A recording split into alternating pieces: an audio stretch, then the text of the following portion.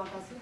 Assalamualaikum warahmatullahi wabarakatuh. Waalaikumsalam warahmatullahi wabarakatuh. Yang terhormat Guru Dewan Juri, sebelum saya memaparkan kegiatan dari Kota Bekasi, sebelumnya kami ingin menyampaikan salam hormat dari Wali Kota Bekasi, karena sedianya hari ini beliau akan hadir, namun demikian karena ada kegiatan yang tidak bisa ditinggalkan, hari ini beliau ada melakukan satu MOU dengan Gubernur DKI, jadi beliau berhalangan hadir dan seluruh kepala dinas maupun Wakasat Lantas mendampingi beliau. Jadi mohon izin, tanpa mengurangi semangat yang ada pada kami, hari ini kami mencoba untuk memaparkan apa yang sudah kami lakukan di wilayah Kota Bekasi.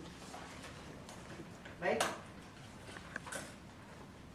seperti yang kita ketahui bahwa secara umum bahwa Kota Bekasi merupakan kota penyangga wilayah DKI, di mana memiliki tingkat kemacetan yang cukup tinggi, terutama pada jam-jam rawan padat di jalan penghubung antara Jakarta dan Bekasi. Kemudian Bekasi sendiri merupakan tempat tinggal kaum urban dan juga merupakan sentra industri, kemudian juga ada kegiatan jasa dan perdagangan di sana. Kemudian pertumbuhan kendaraan bermotor juga cukup tinggi, di mana di sana belum bisa diimbangi dengan penambahan panjang dan lebar ruas jalan. Apabila berdasarkan data yang ada, ternyata di penduduk Kota Bekasi ada kurang lebih 2,4 juta, di mana berdasarkan jumlah kendaraan diperkirakan satu orang memiliki 2 kendaraan. Ini adalah data awal jumlah kendaraan di wilayah Kota Bekasi. Kemudian dari 3 tahun terakhir sampai dengan 2013, sementara jumlah panjang jalan masih tidak bertambah. Nah, kemudian jumlah kecelakaan 3 tahun terakhir cukup signifikan. Di sana ada penurunan, Pak. Ada penurunan terutama dari fatalitas korban kecelakaan. Nah, pelaksanaan kerja kami terkait dengan tata kelola lalu lintas kami tuangkan melalui satu kegiatan di sana melalui Road Safety and Partnership Action, di mana dalam pelaksanaannya kami tetap mengacu kepada 5 pilar yang ada di sini. Dan semua stakeholder yang ada bekerja sama secara terintegrasi untuk memecahkan satu permasalahan yang ada di Kota Bekasi melalui giat aksi. Kami mulai dari pilar pertama, di mana mengenai tentang manajemen keselamatan. Di sini kami melakukan satu komitmen bahwa keselamatan jalan merupakan prioritas dari kebijakan. Kami mendukung, kami memberikan masukan kepada pemerintah daerah untuk bisa melakukan prioritas kebijakan ini, dan kami melakukan itu melalui forum lalu lintas yang ada di wilayah Kota Bekasi. Setiap kegiatan kami lakukan melalui forum lalu lintas. Ini salah satu kegiatannya, di mana kami bekerja sama bermitra tidak hanya dengan stakeholder, namun demikian dengan warga masyarakat. Dan salah satunya ini adalah satu kegiatan yang kami lakukan, di mana kami melakukan satu penyelesaian trouble spot di wilayah Kota Bekasi yang pada saat itu dipimpin langsung oleh Bapak Wali Kota Bekasi. Salah satu juga yang menjadi kalau kami, bagaimana kami melakukan optimalisasi traffic accident unit, di mana ini kami coba untuk berusaha membuat satu pos di tempat black spot, di mana dengan adanya ini kami berusaha untuk menekan jumlah fatalitas korban kecelakaan di sana berdasarkan penilaian bobot yang sudah kami buat. Nah, ini salah juga satu manajemen keselamatan, kami mencoba satu pos, Pak, seperti ini prosesnya. Kedepannya kami berharap untuk menekan tingginya angka kecelakaan, kami mencoba membuat satu pos traffic accident unit seperti yang ada pada gambar. Mudah-mudahan ini juga nanti bisa kami lakukan di titik-titik yang memang dianggap rawan kecelakaan. Ini jenis kegiatan yang kami lakukan terkait dengan manajemen keselamatan lalu lintas, yaitu adanya MOU. Kemudian kami juga melakukan pembenahan, pencatatan melalui penyempurnaan sistem pengembangan pusat data dan informasi melalui IR SMS maupun pencatatan secara manual, dan kami sendiri tetap melakukan sinkronisasi bersama PT Jasa Harja tentang jumlah kecelakaan lalu lintas. Nah, ini infrastruktur terkait dengan pilar kedua, jalan berkeselamatan, kami juga melakukan aksi di mana kami memiliki keinginan bahwa jalan menjadi aman, membuat jalan menjadi aman, dan membangun jalan yang ramah. Dalam arti ini, mengembangkan jalan utama sebagai model untuk keselamatan di jalan. Ini yang kami lakukan. Salah satunya kegiatan ini juga kami mendapat dukungan dari masyarakat, tidak hanya dukungan moral, namun juga dukungan materi. Mereka juga berikut tenaga dan dana, mereka bantu kami untuk melakukan ini tanpa ada paksaan, yang memberikan dari hati nurani mereka melakukan ini semuanya. Ini kegiatan juga yang kami lakukan untuk keselamatan jalannya. Kegiatan penebangan pohon, pembersihan jalan maupun penutupan lubang-lubang yang ada di sepanjang jalan. Dan saat ini kami sedang membangun jalan baru sepanjang 300 meter di wilayah Bekasi Utara. Sebelumnya jalan ini sempit, namun demikian setelah jalan ini jadi, kami mencoba nanti kita bisa bagi dua, ya Pak Tuku, ya, bisa jadi dua sehingga bisa jadi lancar. Satu lagi, kami juga sedang melakukan perbaikan dan pelebaran jalan di Tol Timur, Pak, agar karena ini merupakan titik kemacetan di sana. Jadi dengan adanya ini kami berharap bisa mengurai titik kemacetan yang ada di wilayah Kota Bekasi. Ini juga kami melakukan satu aksi kegiatan di mana kami mencoba untuk melakukan pembersihan terhadap trotoar jalan yang seharusnya untuk masyarakat, kemudian dipergunakan oleh pedagang kaki lima. Kemudian juga kami melakukan kegiatan untuk penyuluhan dan penertiban. Satu lagi yang kami lakukan, ini adalah satu jalan di mana jalan ini selama kurang lebih 25 tahun tidak bisa tersentuh oleh kendaraan. Namun demikian, berkat kerjasama yang baik dari seluruh instansi, kurang lebih bulan September kami sudah membuka jalan ini melalui sosialisasi dan pendekatan kepada masyarakat. Ya alhamdulillah pada akhirnya jalan ini sudah bisa dilalui oleh kendaraan umum maupun kendaraan pribadi. Ini posisinya ada di wilayah Bekasi Timur.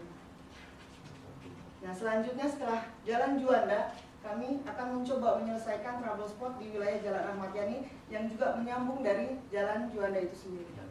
Amin. Yamin ya Pak ya? Oke. Ini kegiatan safer kendaraan berkeselamatan kami lakukan agar kami juga bisa menjamin bahwa kendaraan dengan melalui uji emisi dan uji layak jalan yang sudah kami lakukan. Nah, kemudian untuk menunjang itu, kami juga sudah mencoba ada TPB di sana agar masyarakat juga kedepannya bisa beralih ke transportasi massal. Ini kegiatan untuk safety pengguna jalannya, kami coba melakukan sosialisasi dengan melakukan pendekatan-pendekatan, pemolisian satpam dan sebagainya. Nah, gerakan kemitraan peduli tertib jalan juga kami lakukan. Kemudian bimbingan belajar tetap kami lakukan, penindakan terhadap angkutan umum maupun pelajar-pelajar juga kami lakukan. Terakhir kami melakukan penertiban parkir liar di belakang PCP yang sampai saat ini sedang berjalan. Ini kegiatan penindakan kerja walinya di sana. Nah, untuk respon terhadap pasca Kalantas, kami tetap melakukan penanganan secara terpadu melalui bimbingan konseling dan sebagainya. Kemudian melakukan pemeriksaan psikologi. Yang terakhir kami sendiri sedang membuat pos traffic accident unit tadi, di mana dalam waktu dekat pos tersebut akan kami lengkapi dengan satu ambulan yang nanti sekarang sedang diupayakan oleh Jasa Harja. Berikut tenaga medisnya di sana akan kami standby-kan di pos tersebut agar penanganan laka lantas bisa cepat terselesaikan di sana. Ini salah satu contoh untuk kegiatan kemitraan yang kami lakukan, di mana ada satu kejadian pada saat itu kami bekerja sama dengan seluruh instansi terkait di sini. Mereka dengan tugas dan kewajibannya masing-masing melakukan satu kegiatan PPKP, riksa layak jalan, uji geometrik, sampai kepada santunan korban laka lantas yang dilakukan oleh Jasa Harja tidak lebih dari 2 hari. Mohon izin itu yang bisa kami sampaikan. Mohon maaf atas segala kekurangan. Selanjutnya kami serahkan kepada Dewan Juri. Terima kasih.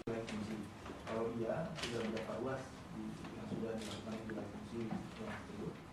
kemudian tadi juga dipaparkan mengenai ada data SMS dan pembobotan black spot. Apakah data tersebut kemudian dibawa ke forum LHD atau ke instansi terkait untuk melakukan penanganan? Kalau iya, bagaimana mekanismenya? Kemudian tadi ada juga mengenai yang perbaikan sarpas jalan, kesehatan dan seterusnya. Apakah itu inisiatif dari Polri sendiri atau sudah bekerjasama juga dengan instansi yang terkait, misalnya dengan Dinas Marga Setempat? Itu saja. Terima kasih. Oke Pak. Iya.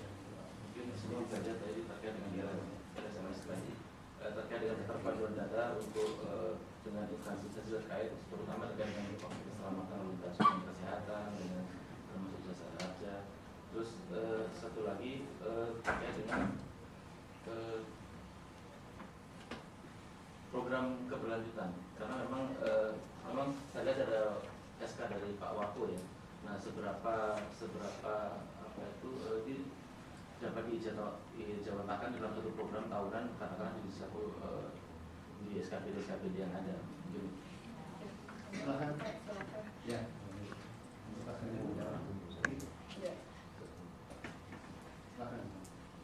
Assalamualaikum warahmatullahi wabarakatuh. Pak Dewan Juri, intinya saya akan coba jawab dari Pak Adiana. Kaitan dengan desain geometrik, ini adalah kaitan dengan manajemen, Pak. Jadi ada beberapa ruas jalan yang memang dari segi desain itu tidak ideal. Sebagai contoh, pada lokasi yang barusan dipaparkan itu adalah lokasinya tikungan, Pak. Tikungan, jarak pandang sedikit terbatas, akhirnya kesiapan untuk lalu lintas berkendara di dua arah itu menjadi tidak aman. Ada beberapa upaya yang telah kami lakukan, antara lain adalah dengan pemasangan lampu lalu lintas. Terus yang kedua, perbaikan desain geometrik oleh Dinas Bina Marga dan Tata Air, Pak. Nah, kalau pertanyaan adalah sudah beberapa ruas yang menjadi fokus untuk perbaikan itu. Nah, barusan juga di luar kami membahas kaitan dengan adanya kecelakaan, Pak, yang diakibatkan oleh antara jalan dengan jembatan. Jembatan itu ada batasannya, trotoar. Nah, itu kita sudah melakukan overlay, lama-lama jalan itu menjadi jaraknya cuma 7 cm dengan si trotoar itu. Apalagi trotoar ternyata di pinggirnya itu ada besi, Pak. Nah, itu kendaraan sudah beberapa kali slip, termasuk kemarin juga ternyata ada kecelakaan di situ. Nah, aksinya adalah dari dinas kami perhubungan memberikan desain untuk pembuatan trotoar, Pak. Trotoar di sisi jalannya kiri kanan. Nah, apabila ternyata tidak ada pendanaan dari PU kaitan dengan trotoar itu, maka kami menyarankan untuk membuat pengaspalan yang lebih rata gitu, Pak, untuk sementara. Tapi program ke depan mudah-mudahan, karena ini kaitan dengan penganggaran, biasanya semua itu perlu proses, Pak. Jadi kita ajukan desain, kita ajukan upaya perbaikan, gambar dan sebagainya. Nanti tinggal dari teman-teman Bina Marga mencerna itu, misalnya ada dana untuk perbaikan yang akan segera dilakukan. Apabila ternyata butuh atau tidak tersedia dana itu, di tahun depan pastikan bisa diprioritaskan. Ini seperti itu, Pak. Terus yang selanjutnya yang nomor 3, Pak, saya lengkap dulu nomor 3 kaitan dengan perbaikan sarana prasarana, ya. Itu kalau tidak salah tadi apakah inisiatif dari kepolisian gitu. Nah, itu kalau kita fokuskan yang terakhir itu di Jalan Insinyur Haji Juanda, ya. Nah, ini adalah peran serta masyarakat secara ini, Pak, secara spontanitas. Karena kita punya program, Pak Wali punya program untuk menyelesaikan Jalan Insinyur Haji Juanda plus Jalan Muhammad Yamin yang telah disampaikan barusan 25 tahun bukannya tidak tersentuh, Pak. Artinya ya kita kucing-kucingan dengan si pedagang itu. Dulu pernah kita tertipkan hampir setiap tahun, terus mereka balik lagi. Adu kuat-kuatan aja kita sama mereka, kuat-kuatan jagain. Ya gitulah, akhirnya kembali lagi. Itu berjalan kurang lebih hampir 25 tahun. Nah, dengan adanya komitmen dari Pak Wali sekarang, itu Bapak bisa, mungkin nanti kalau misalnya lewat sana di Insinyur Haji Juanda itu diyakinkan bahwa jalan itu sudah bersih Pak dari pedagang-pedagang atau hambatan-hambatan samping. Nah, melihat hal ini, masyarakat terutama ya sisi kiri kanan itu ada pelaku usaha itu memberikan sumbangsi Pak, ya tenaganya, ya peran-sertanya, material dalam arti ya pengecetan dan sebagainya. Intinya itu secara spontanitas dengan perkiraan mungkin karena rasa memilikinya yang cukup tinggi ya. Karena memang kalau misalnya jalan itu lancar, mereka juga merasa diuntungkan. Intinya seperti itu Pak. Mungkin nanti nomor 2 dijawab oleh Pak Sekdis. Assalamualaikum warahmatullahi wabarakatuh. Sebenarnya 1, 2, 3 sudah dituntas oleh Pak Teguh. Yang pertama, bisa melengkapi saya.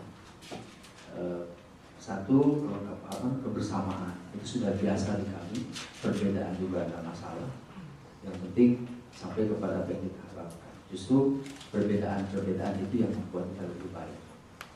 3 km per tahun sudah kita canangkan di RPJMD dan sudah kita lakukan pembangunan jalan untuk menjawab bahwa jalan sangat dibutuhkan.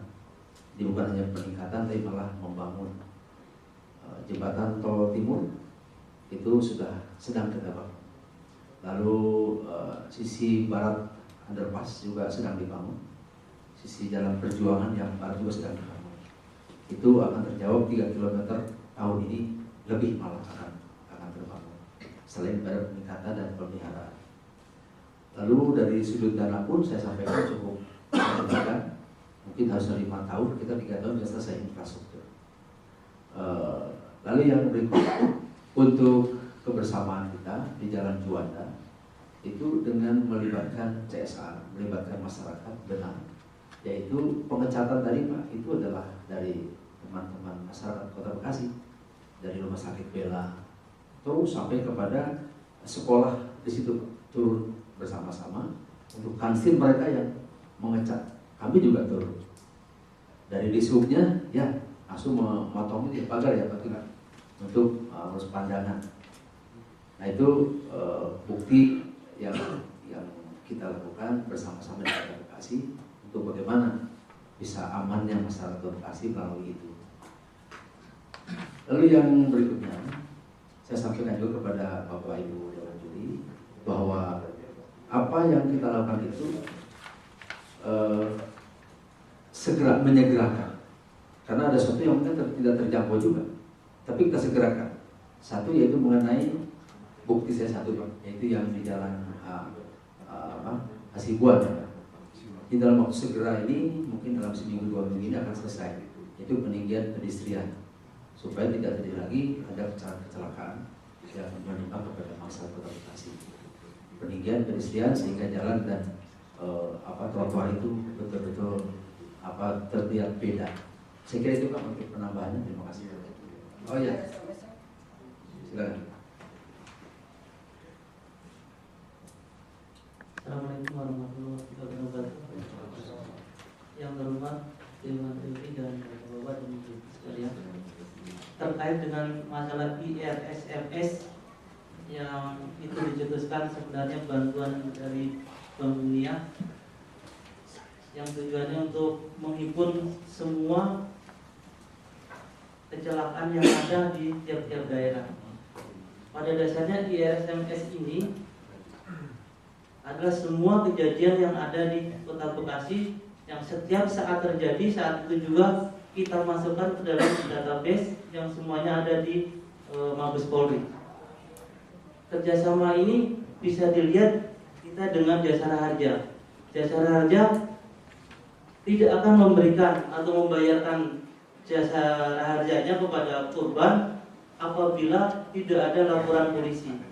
Sehingga data IRSMS ini adalah sebagai dasar Jasara Harja untuk mensinkronkan data laka dengan Jasara Harja. Jadi sebelum Jasara Harja itu membayarkan, tentunya Jasara Harja akan melihat dari IRSMS maupun dari data manual yang dikirimkan oleh unit laka. Sehubungan dengan banyaknya kecelakaan dari pihak unit laka pun sudah bekerja sama dengan Dinas Perhubungan, Dinas Bimarta, dan Dinas PPGU, antara lain dengan data yang ada di paparan tadi. Salah satunya adalah kita juga meminta kepada Dinas Perhubungan sebagai saksi ahli dalam hal kendaraan laik jalan ataupun tidak laik jalan. Dengan Bimarta kita juga mengirimkan surat untuk membuat menelaah masalah geometris jalan. Dengan rumah sakit pun kami juga sudah melaksanakan MOU untuk menekan angka fatalitas. Jadi setiap rumah sakit yang sudah MOU, kalau ada korban kecelakaan lalu lintas, saya selalu menekankan jangan ditanya masalah biaya dulu. Yang penting ditolong dulu orangnya, ya nanti Jasa Raja akan memberikan surat jaminan bahwa Jasa Raja memberikan maksimal untuk biaya rumah sakit 10 juta. 5 menit lagi, silakan Bu. Terima kasih. Dari data 10 kabupaten kota yang ada, kita lihat bahwa kejadian Kota Bekasi itu adalah tertinggi angka kejadian kecelakaannya. Jadi kita mau menanyakan ini, apa rencana ke depan dengan program penanganan kecelakaan di TKP sampai dengan pasientas? Apakah sudah ada masyarakat tersosialisasikan seperti apa, dan nakes yang sudah terlatih untuk tata laksananya? Lalu anggaran untuk penanganan ini selain Jasa Harja, Kota Bekasi apa ada anggaran lain untuk? Saya lanjut Pak Unggul. Dari pengguna Kota Bekasi ini, dari pengamatan banyak pelanggaran yang menyebabkan kecelakaan, utamanya lampu merah dan angkutan umum berhenti tidak pada tempatnya, selain penggunaan telepon seluler dan pengendara di bawah umur. Langkah-langkah apa yang akan dikerjakan dan sudah, dan kontribusi dari instansi selain kepolisian kaitan untuk penanganan pelanggaran ini? Nah, tolong dijelaskan. Kalian Pak Edi? Ya, singkat saja. Untuk pengujian kendaraan bermotor ada terobosan nggak kira-kira peningkatan performansinya seperti apa? Terus yang kedua, apakah ada dukungan alokasi dana anggaran untuk operasional dan pemeliharaan alat uji? Pak Es mau? Oke, silakan Bapak. Waktu tinggal 3 menit kira-kira. Silakan. Mungkin untuk Dewan Juri, data kecelakaan mungkin yang Bapak katakan tadi mungkin dari kota maupun wilayah lain Bekasi termasuk yang tertinggi. Memang hal itulah yang bisa kami sajikan, kenyataannya memang seperti itu. Memang kita tidak mengurangi dan kita tidak menambah, karena nilai daripada kecelakaan itu bahwa kami meninggal dunia di TKP adalah nilainya 10, lalu luka berat nilainya 5, kalau seandainya luka ringan kita nilai 1. Langkah-langkah kedepannya untuk mengurangi daripada fatalitas kecelakaan yang sudah kami lakukan adalah satu, MOU dengan rumah sakit terdekat. Apabila terjadi kecelakaan segera ditangani, karena dari hasil wawancara saya dengan banyak korban, pada intinya pengendara atau korban itu pada saat terjadi kecelakaan rata-rata tidak membawa uang, Pak. Sehingga kami berusaha bagaimana caranya untuk membantu mereka dengan dia tidak membawa uang, tetapi bisa ditangani oleh dokter-dokter di rumah sakit. Salah satunya dengan MOU dengan rumah sakit. Mungkin dalam hal ini dari Jasa Raja bisa menjelaskan terkait dengan pelanggaran aja. ya. Yang kedua mungkin terkait dengan pelanggaran, Pak, dengan pelanggaran lalu lintas, terutama yang jalan-jalan di jalan melawan arus, anak-anak di bawah umur. Kita sudah melakukan penindakan-penindakan tersebut. Bahkan juga dari anak-anak sekolah pun tetap kita lakukan penindakan, bukan hanya STNK-nya Pak yang kita tahan, tetapi kendaraannya bagi anak-anak yang di bawah umur kita tahan, kita panggil orang tuanya untuk membuat surat pernyataan tidak akan memberikan kepada putranya yang masih di bawah umur untuk mengendarai kendaraan sepeda motor. Demikian mungkin dari Ibu Indra bisa Baik Pak, terima kasih. Saya lanjut pertanyaan dari Pak Edi Pak, kaitan dengan pengujian kendaraan bermotor.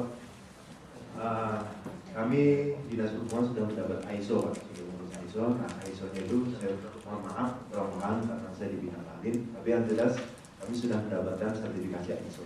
Itu pertama. Yang selanjutnya dukungan alokasi kaitan dengan pemeliharaan dan alat uji kendaraan bermotor.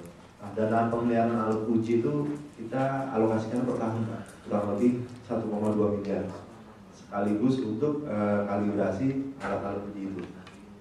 Intinya demikian, mungkin